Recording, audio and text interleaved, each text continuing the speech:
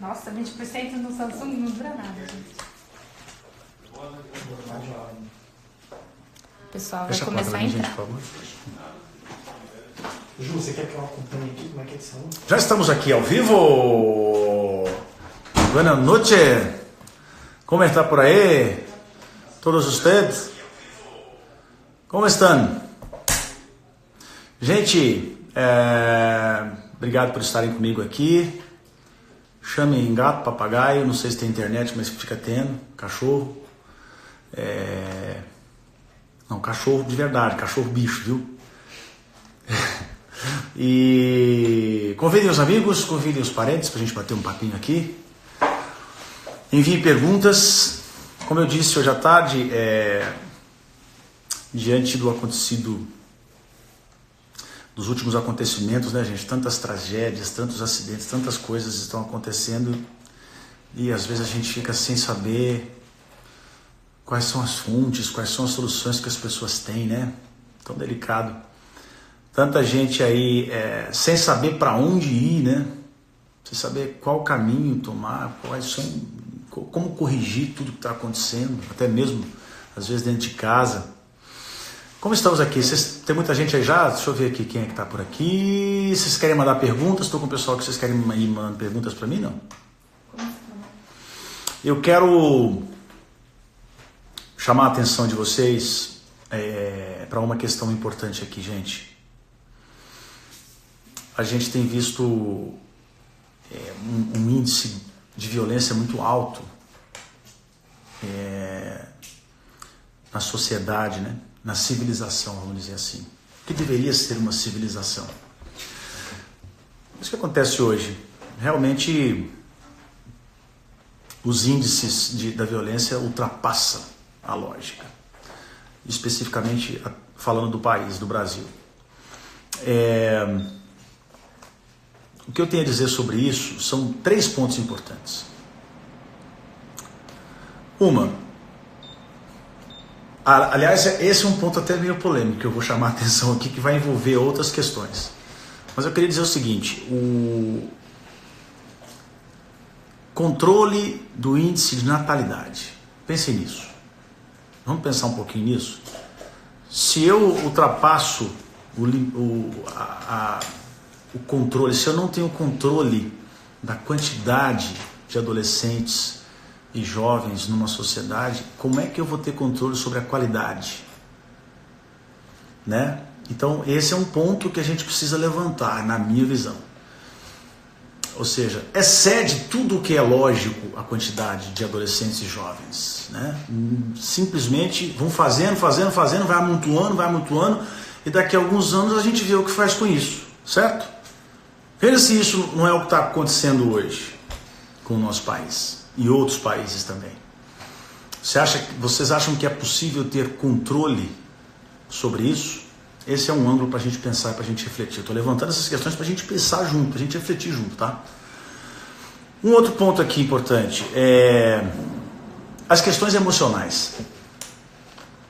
Essas sim dizem respeito a tudo que está acontecendo, porque eu preciso externar as minhas questões mal resolvidas internas, as minhas angústias, o meu tédio, as minhas interrogações, os meus traumas, os meus complexos, os meus medos. Eu preciso externar isso de alguma forma. Só que qual é a válvula de escape que temos hoje na sociedade? Amigos, pessoas que têm acesso à terapia. Quais são as pessoas? Qual é a classe social que tem acesso fácil a terapias hoje? Pensem comigo. Quando você não tem acesso à terapia, qual é a sua outra válvula de escape? Um diálogo com os pais?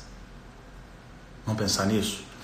Será que hoje esse país oferece condições para que um pai de família que vive numa classe média e trabalha o dia inteiro naquele tumulto que é os grandes centros, e chega em casa, pega o metrô, pega um ônibus, enfrenta um trânsito maluco, cheio de estresse, e chega em casa 8h30, 9 horas da noite, será que ele vai ter tempo e paciência para escutar o filho falar dos seus medos, das suas angústias? Mais que isso, será que ele vai poder falar dos seus próprios?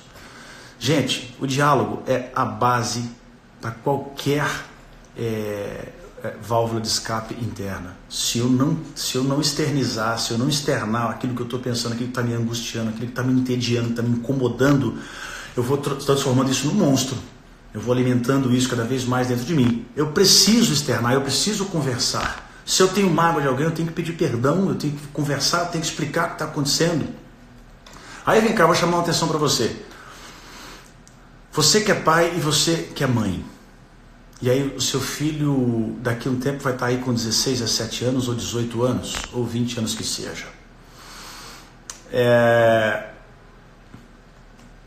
Você conhece o mundo interno do seu filho? Você conhece as angústias dele? Você conhece... Você desconfia que ele esconde algo de você? Você tem a palavra confiabilidade ou confidencialidade envolvida na sua relação com o seu filho? Houve um tempo em que eu tinha uma relação superficial com os meus filhos. Eu não conhecia o mundo dos medos dos meus filhos, as inseguranças, as incertezas. E eles também não conheciam as minhas, porque nós não éramos confidenciais. Entende isso, não? Se você tem só os seus amigos como confidentes, existe um problema. É necessário ter o elo de pai e filho como um terreno de confidencialidade, onde a gente confidencia coisas com os amigos, e eu preciso confidenciar com os meus pais também e com os meus filhos. Isso faz toda a diferença, porque essa é a válvula de escape. Essa é a forma que eu tenho para externar. Eu construí uma relação com os meus filhos nos últimos anos, eu venho construindo isso aflora e muito a relação saudável. O índice de confiabilidade. Eles passam a confiar quando eles externam, quando eu dou a oportunidade. Ele inconscientemente entende, meu pai está me dando atenção, minha mãe está me dando atenção. Aí sim eu passo a ter um ambiente familiar. Pessoal, esse é um outro ponto. A questão dos valores. Será que nós não estamos tendo uma inversão de valores na sociedade? Até que ponto realmente o ambiente familiar é valorizado? Até que ponto nós temos uma civilização, nós temos um modelo, nós temos um sistema que nos permite valorizar a família, que nos permite ter tempo para valorizar a família, que nos permite almoçar com os filhos, ou tomar café com os filhos, ou jantar com os filhos? Será qual é a porcentagem da sociedade que vive esse contexto hoje, pessoal? Além de não termos controle do índice de natalidade, além de não termos as válvulas de escape emocional, eu não tenho como externar meus problemas para os meus filhos e muito menos eles para mim. Eles precisam muito mais. Esse é um déficit que nós temos. E além disso, nós temos essa outra questão que eu falei com vocês, que o sistema não permite. Que nós podemos construir uma geração nova com princípios e valores baseados num contexto familiar. Como é importante isso, gente. Eu me lembro até hoje da minha infância. Vou levantar uma questão aqui. Então vamos falar sobre o que aconteceu ontem. Todo ser humano, ele tem os seus pensamentos destruidores. Não existe esse que não tenha.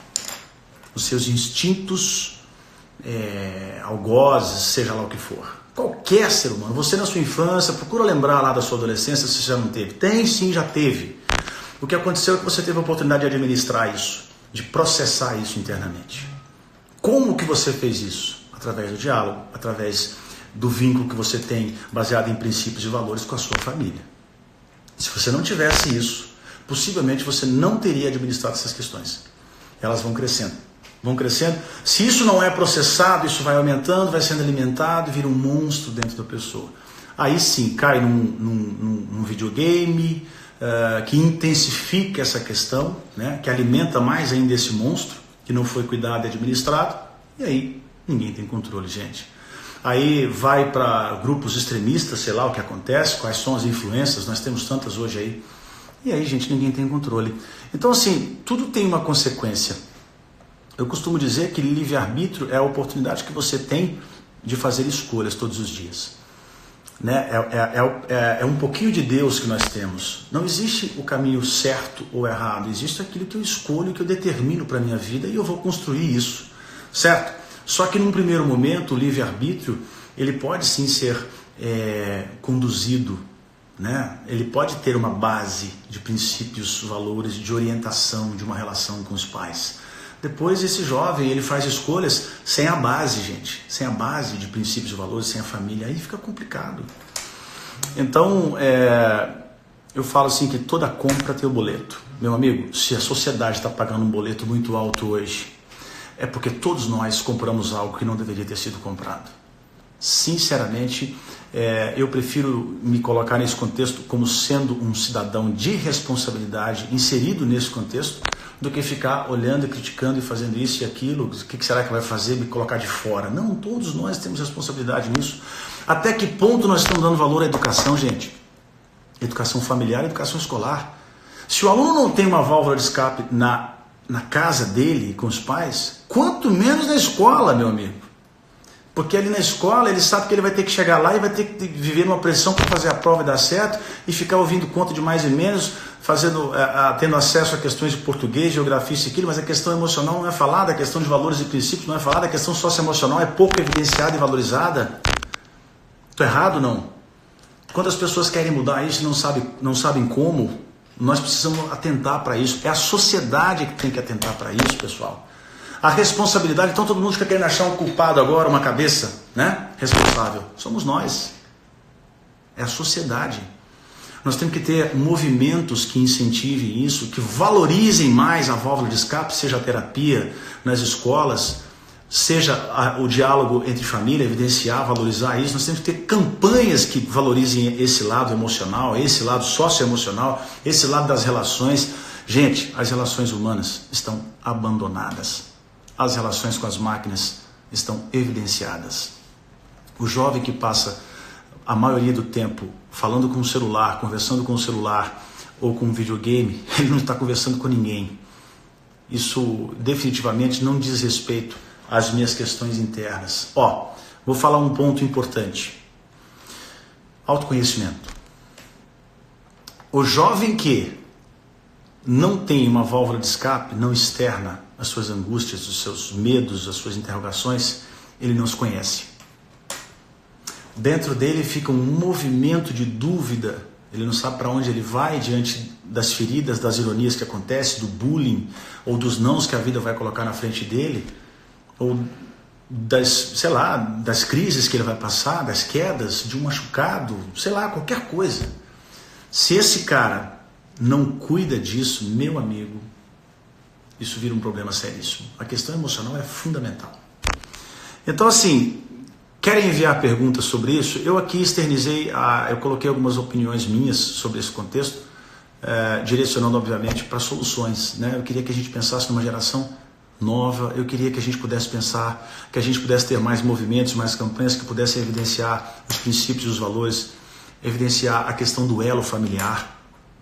Eu estou me referindo a diálogo, gente. Eu estou me referindo a uma relação íntima, a uma relação de confidencialidade entre pai, filho, irmãos, que possam se conhecer. Eu estou me referindo a uma relação interpessoal e intrapessoal. Interpessoal e intrapessoal, ou seja, autoconhecimento, autoconexão. Quantos anos eu passei da minha vida sem saber o que estava aqui dentro, o que significava esse tipo de sentimento, por que eu agia assim ou assado, o que é que me levava. Eu tive que fazer uma varredura interna, varrer as poeiras, me conhecer. Eu falei, nossa, eu preciso tirar isso aqui, eu preciso resolver isso aqui.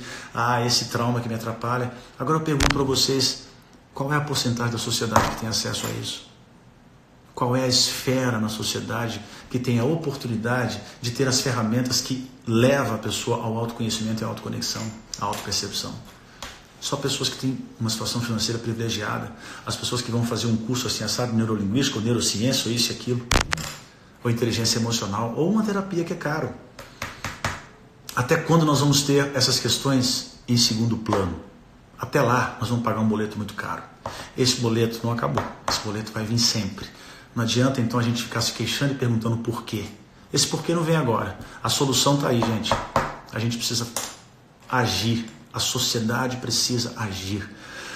Se você vai no seu grupo de amigos, comente sobre isso. Você quer ver uma outra questão importante que eu quero levantar para vocês? Hoje existe um ponto que levantado sempre sobre algumas pessoas, sobre o problema do déficit no celular que causa nas pessoas, déficit de atenção, isso, aquilo, ou seja, o vício no celular, né? E o jogo.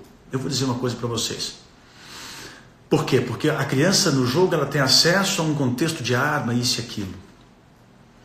A criança no celular ela tem acesso a um conteúdo de WhatsApp, ou de YouTube, ou isso e daquilo, que não é favorável, que não é interessante. Deixa eu falar uma coisa para você. O problema não está aí. O problema está em o jovem ter acesso a isso e não ter alguém para conversar e dialogar e entender o que é isso.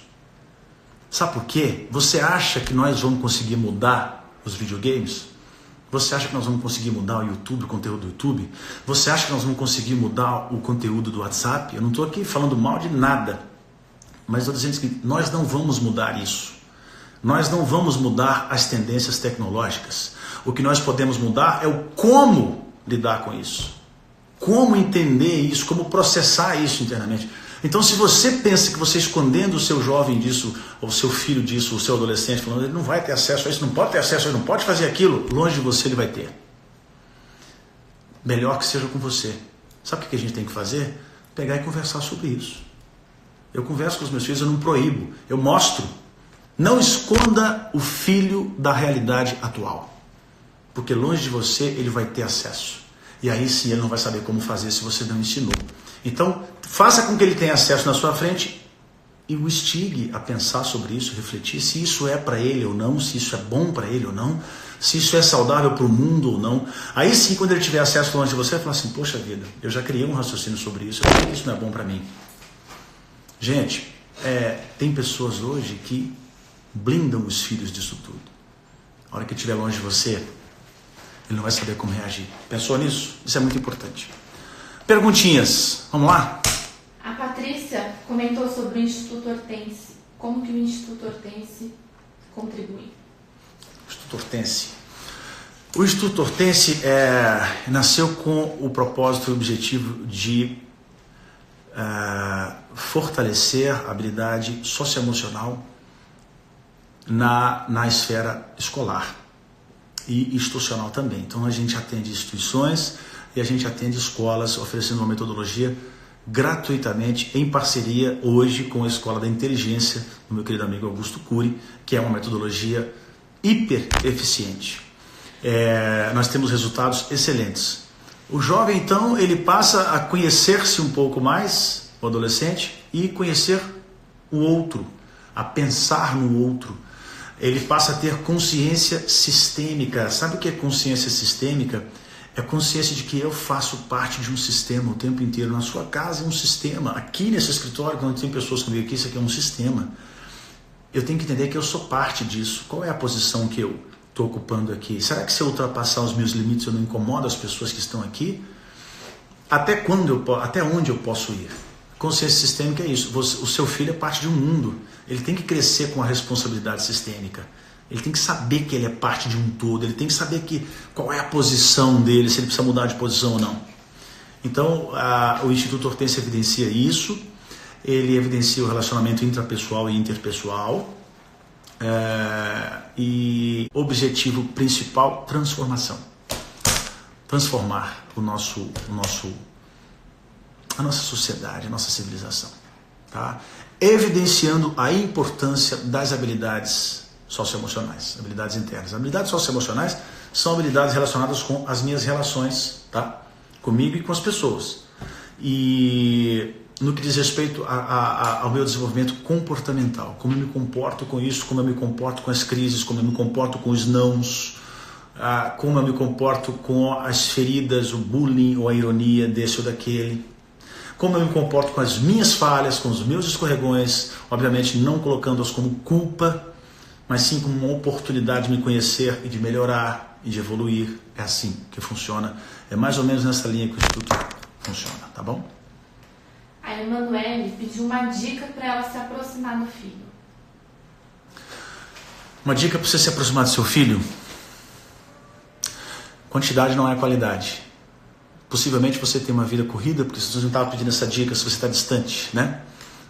Eu também tenho uma vida muito corrida, Emanuele, só que eu passei a evidenciar os poucos momentos que eu tenho, torná-los qualitativos. A quantidade é importante, talvez, mas se você não tem, pelo menos tenha qualidade quando você está com ele. Aproxime-se do mundo do seu filho. Pense se você tem uma relação superficial. Comece a questionar mais. Comece a perguntar o que tem acontecido. Devagar, não force nada. Se o seu filho não quer falar, se você começou um trabalho de questionamento com o seu filho, se você mudou o seu comportamento, ele vai perceber. No início ele vai rejeitar. Não força a barra. Não queira dar lição de moral o tempo inteiro. Não queira impor condições para o filho. Gerar autonomia no seu filho. Você questiona e deixa ele pensar, deixa ele refletir, deixa ele escolher. Você vai ali sempre insistindo, ele vai percebendo que você mudou, vai ganhando confiança. Quando você começar a colocar o questionamento e o diálogo como um cardápio diário na sua relação com o seu filho, você sim vai ter a oportunidade de conhecer o mundo dele, para ele externar as questões que ele não consegue administrar sozinho para você. Aí sim ele vai ser um confidente seu. Você precisa tornar o seu filho confidente. A gente só coloca alguém como confidente. Como é que você colocou a principal amiga que você tem como sua confidente? Diálogo, conhecendo a vida dela, ela conhecendo a sua. Se o seu filho não conhece os seus medos, se você não conhece os medos dele, não vamos ser confidentes. O único caminho para isso é questionamento e diálogo. Comece a colocar isso como um cardápio diário nas suas relações com seu filho e você vai ver a mudança. É nítido. Tem bastante gente perguntando onde está a sua agenda de palestras. Onde que a pessoa pode saber onde é a sua próxima palestra? Eu tenho uma palestra amanhã em Brasília, pela minha parceira Thomas Jefferson, que é uma instituição incrível, sem fins lucrativos, uma escola de inglês que eu super indico, eu sou garoto propaganda deles. Amanhã eles vão fazer uma palestra aberta à sociedade brasiliense, quem quiser participar comigo. Eu tenho outras palestras também. Caxias do Sul. Caxias do Sul, que dia que é? 20. Vou estar em Caxias do Sul dia 20, a agenda tem bastante coisa aí. Tá no site. Gente, eu tenho meu site leochaves.com, quem quiser acompanhar a minha agenda de palestras, estão convidadíssimos, tá bom? Para encerrar, que uma mais? mensagem para os pais em relação aos filhos. Eu quero levantar uma outra questão sobre educação. Bom, ficou muito claro que o déficit maior que nós temos hoje é relacionado com a educação. Aqui ficou muito claro. Existem questões sociais? Sim. Existe a escassez de oportunidades para pessoas que querem ter acesso a uma terapia? Sim. Existe a falta de controle do índice de natalidade? Sim. Uma série de coisas impulsionam esse contexto trágico que nós temos hoje. No entanto, acho que a base de tudo é a educação. Educação familiar e escolar. Educação, gente, é transformação, é gerar autonomia, é você dar a oportunidade do seu filho criar asa, é desenvolver, entende? Então, assim, o que eu queria dizer é que nós precisamos usar mais as ferramentas de educação que possam impulsionar a autonomia nos filhos, torná-los autônomos. Vou te dar um exemplo. Quando seu filho chega para você e fala de algum problema com o irmão dele, o que você faz? Você corrige? Você imprime o castigo? Porque já temos um modelo que imprimiu isso na nossa mente, na nossa memória. O pai é para corrigir e para dar o castigo. Gente, a primeira coisa que eu faço, você sabe o que é? Eu falo, eu quero que você pense numa solução. Porque o Antônio fez isso comigo, que o Matheus fez isso comigo. Papai, você viu o que ele fez comigo, que ele gritou comigo, chega chorando.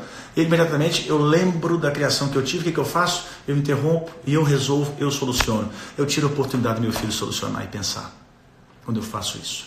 Então, assim, gerar autonomia é você dar a oportunidade de reflexão, questionar o seu filho sobre o que fazer, quais as opções que ele tem, e você poder acompanhar e orientar.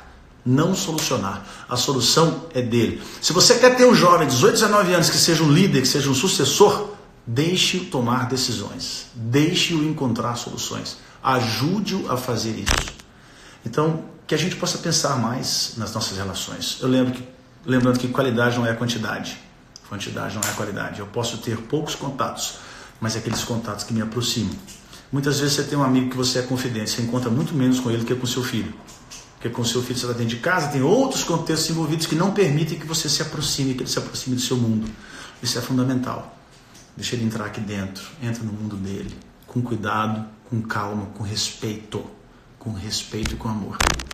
Vamos nessa? É o que eu penso. Tchau, gente. Boa noite a vocês. Obrigado por estarem comigo aqui. Semana que vem a gente tem mais um bate-papo, tá bom? E a gente se vê por aí. Até. Encerrar. Vamos salvar.